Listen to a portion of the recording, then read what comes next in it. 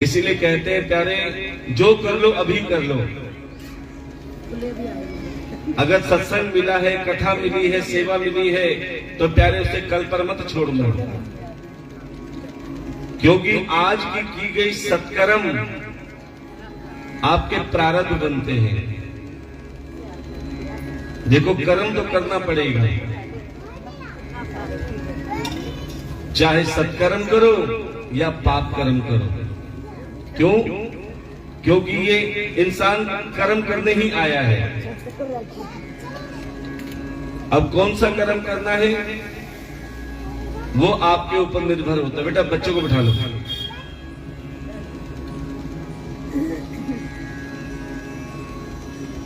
इसीलिए संत महात्मा की वाणी पर विश्वास करो। ये संत महात्मा क्या कहते हैं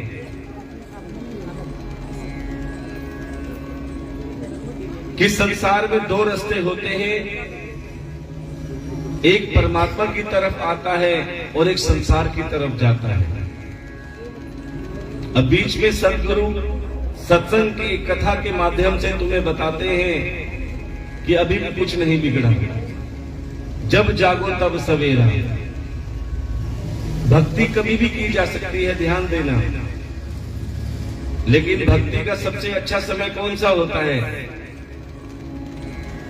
भक्ति का सबसे अच्छा समय होता है बचपन का, क्योंकि बचपन में भक्ति अमृत के समान है, ध्यान देना। जवानी में भक्ति दूध घी के समान है और बुढ़ापे में केवल पानी के समान है, ध्यान देना। बचपन में भक्ति अमृत के समान क्यों बताई गई है? क्योंकि जो बच्चा 15 मिनट में भक्ति कर लेता है, अर्थात उसे जल्दी समझ आ जाता है, बुढ़ापे में 6 घंटे में भी नहीं आता। बैठते तो है कुर्सी पे, लेकिन धीरे धीरे कभी इस घुटने में दर्द, कभी इस घुटने में दर्द, कभी कमर में दर्द, कभी यहां दर्द, कभी वहां दर्द। अब सारा ध्यान तो दर्द पे है। बैठ तो गए, कथा में अच्छी बात है, लेकिन ईमानदारी से बताओ, ज्यादा ध्यान शरीर के कष्ट पे रहता है या कथा में रहता है? अरे महाराज,